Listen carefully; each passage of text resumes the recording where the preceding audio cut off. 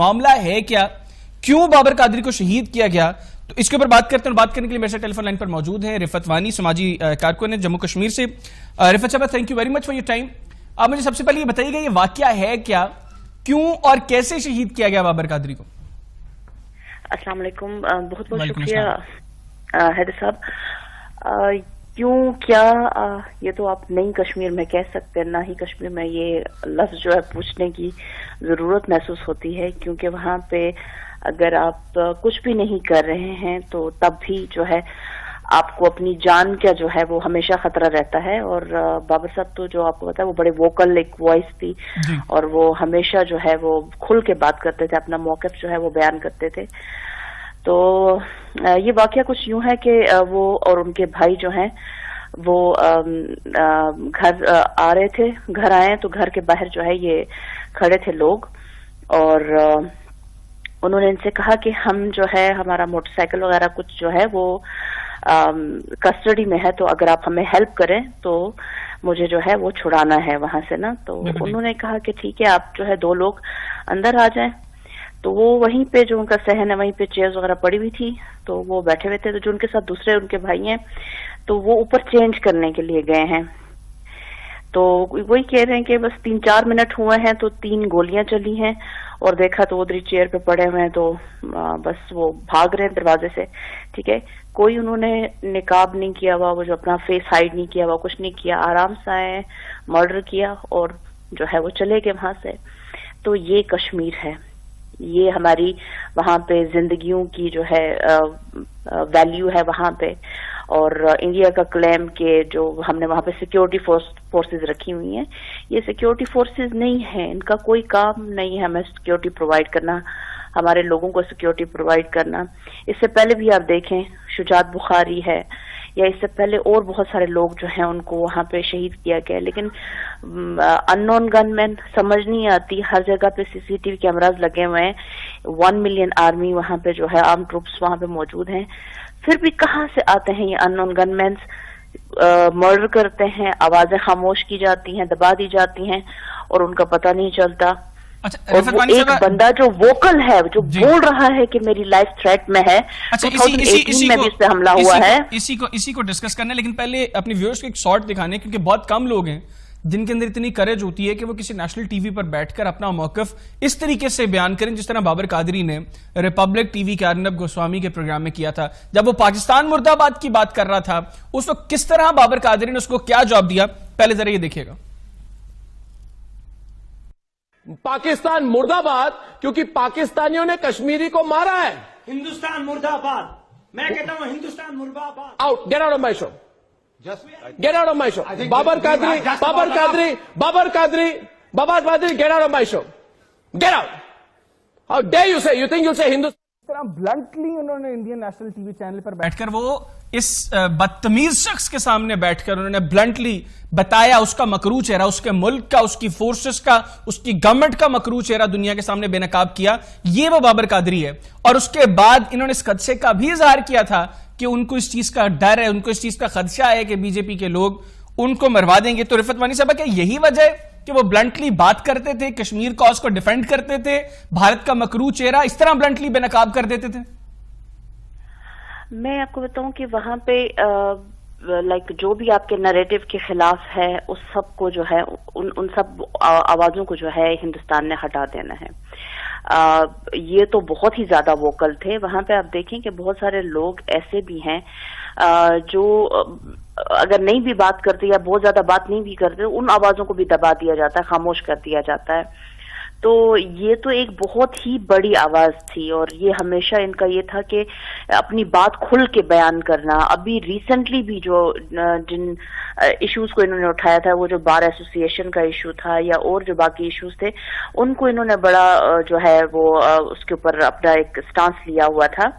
تو یہ انڈیا کے لیے جو ہے کوئی نئی چیز نہیں ہے, یا اگر آپ کہیں گے کہ اسپیشلی جب سے یہ بی جے پی جو ہے رول کر رہی ہے تب سے تو کشمیر کے آپ حالات دیکھیں کہ پہلے سے زیادہ جو ہے وہ ورس ہوتے جا رہے ہیں. جن فورسز کو انہوں نے وہاں پہ سیکیورٹی کے لیے رکھا ہوا وہی فورسز جو ہیں وہاں پہ قتل کر رہی ہیں. پھر اس کے بعد جو ہی ان کا مرڈر کیا جاتا ہے تو وہ ایس کے سنہا ہے میرے خیال سے ان کے جو بریگیڈیئر ہیں جنرل شنر وہ رہے پہلے, تو وہ جو ہے ہاں جی تو وہ فوراً آتے ہیں چینل کے اوپر اور کہتے ہیں کہ ہی واز وہ پاکستانی ایجنٹ تھے. بھئی اگر پاکستانی ایجنٹ ہے تو پاکستان نے کیسے مارا, اور اگر پاکستان نے مارا تو وہ مینس کہ وہ وہاں تک جو ہے پاکستان کی ایکسس کیسے ہوئی جو ہے 1 ملین آرمی کے وہاں پہ ہوتے ہوئے. بالکل ان سے کبھی کسی نے پوچھا نہیں کہ 10 لاکھ کے قریب آپ کی فوج وہاں پر موجود ہے, اگر ان کی بات کو سچ مان لیا جائے کہ یہ پاکستان سے بھیجے گئے لوگ تھے جو کشمیر میں جا کر یہ سب کچھ کر رہے ہیں, تو پھر لعنت ہے ایسی فوج پر, اور ان کو تو چاہیے کہ وہ اپنی فوج کو کھڑا کر کے ایک لائن میں کھڑا کر کے سب کو مار دیں کہ جو اتنی بڑی تعداد میں وہاں پر موجود ہیں اور وہ یہی سب کچھ کنٹرول نہیں کر سکتے. اگر ان کی بات کو سچ مانا جائے ویسے تو الزامات ہیں. حیدر صاحب مجھے ایک بات سمجھ نہیں آ رہی ہے, مطلب ایک جو ان کی انٹیلیجنس ایجنسی ہے وہ ایک بم کا سائز تک بتا دیتی ہے کہ بھائی یہاں سے جو ہے اس راستے سے پاکستان نے اتنا وہ بھیجے, اتنے وزن کا, اتنے لوگ یہاں پہ آ گئے ہیں, اتنے لوگوں نے بارڈر کراس کر دیا. ان کو یہ نہیں پتا چلتا کہ ان نون گن مین کون ہے. بس ایک ہونا وہاں پہ لائن لگی ہوئی ہے, وہ عبدالغنی لون صاحب ہوں, وہ شجاعت بخاری ہوں, وہ جو ہے ابھی بابر قادری صاحب ہوں, یا اس سے پہلے دوسرے تیسرے اور بہت سارے لوگوں کو جو ہے نا انون گن مین نے وہ شہید کیا. کہاں سے آتے ہیں, کیسے آتے ہیں, یہ ان کو کیسے پتہ نہیں چلتا. سی سی ٹی ویز ہر جگہ پہ لگے ہوئے ہیں. تو ان اور مزے کی بات یہ کہ پھر کبھی پتہ بھی نہیں چلتا اور کیس بھی دب جاتا ہے, لوگ بھی خاموش ہو جاتے ہیں. تو اس کیس میں کسی کوئی انکوائری ہوگی بابر قادری صاحب کے کیس میں کسی طرح کی کوئی انکوائری ہوگی, یا پھر یہ بھی باقی کیسز کی طرح یہ ختم ہو جائے گا وقت کے ساتھ؟ وہ بڑا ایک مشہور ایک شعر ہے, خنجر پہ کوئی داغ نہ دامن پہ کوئی چھینٹ, تم قتل کرو ہو کہ کرامات کرو ہو. تو یو تھنک کہ ان کے آپ جو قاتل ہو وہ خود ہی اپنے اوپر انکوائری کروائے گا اور پھر جو ہے سزا دلوائے گا؟ کون دلوائے گا؟ اچھا رفعت وانی صاحب مجھے یہ بتائیے گا کہ جب 5 اگست کو بھارت نے کشمیر کا اسپیشل سٹیٹس ختم کیا, اس کے بعد ہم نے دیکھا کہ 14-15 ہزار نوجوانوں کو بھارتی فورسز نے گرفتار کیا, جو ابھی بھی کہاں ہے کسی کو پتا نہیں ہے. ابھی ہم نے دیکھا اس وقت یہ باتیں ہوئی کہ آنے والے دنوں میں, آنے والے مہینوں میں انہی لوگوں کو سامنے لا کر فیک انکاؤنٹرز کیے جائیں گے, پھر فالس فلیگ آپریشن کا ماحول بنایا جائے گا اور ان کو سامنے رکھ کے پروٹیکشن کے طور پہ استعمال کیا جائے گا بھارتی آرمی کی جانب سے.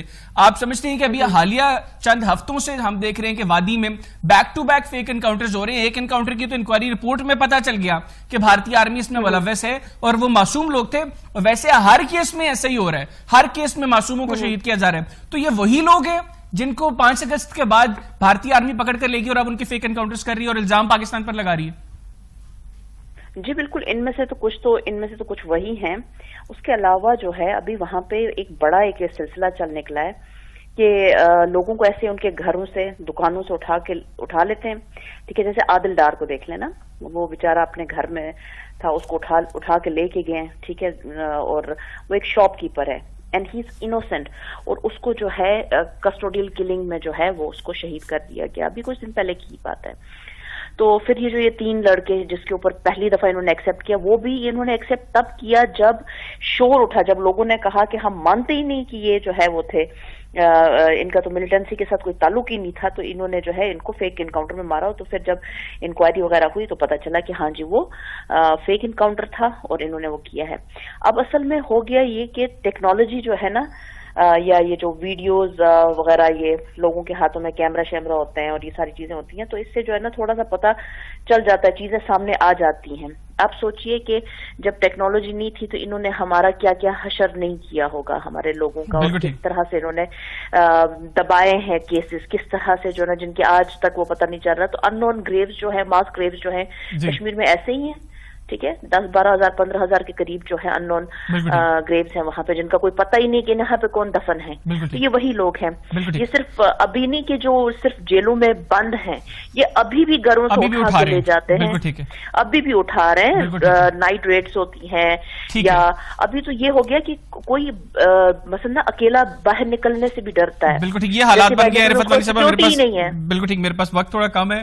آپ کا بہت شکریہ, آپ نے اپنا قیمتی وقت مجھے دیا. ناظرین, رفعت وانی صاحبہ کی آپ نے گفتگو سنی, مقبوضہ کشمیر کے حال ہیں, یہ وہی چیزیں ہیں جو اقوام متحدہ کی جنرل اسمبلی سے خطاب کے دوران وزیر اعظم نے واضح کی تھی، جس خدشے کا اظہار کیا تھا. پاکستان بہت عرصے سے یہ چیز کلیریفائی کرنے کی کوشش کر رہے ہیں، لیکن دنیا نے شاید بھارت کو لے کر اپنی آنکھوں پر پٹی باندھی ہوئی ہے. دنیا بھارت کا یہ چہرہ دیکھتے ہوئے بھی بھارت کو کسی طرح کا کوئی بھارت کے اوپر پریشر ڈالنے کو تیار نہیں ہے. لیکن انشاءاللہ یہ سیاحت جو ہے وہ جلد ختم ہو جائے گی اور کشمیری ہمارے ساتھ انشاءاللہ بہت جلد آزاد فضاؤں میں سانس لیں گے. پروگرام سے اتنا ہی. اگلے پروگرام تک کے لیے حیدر یاد خان اور ایکسپوز انڈیا کی ٹیم کو اجازت دیجیے. اللہ حافظ. پاک فوج زندہ باد، پاکستان پائندہ باد اور کشمیر بنے گا پاکستان.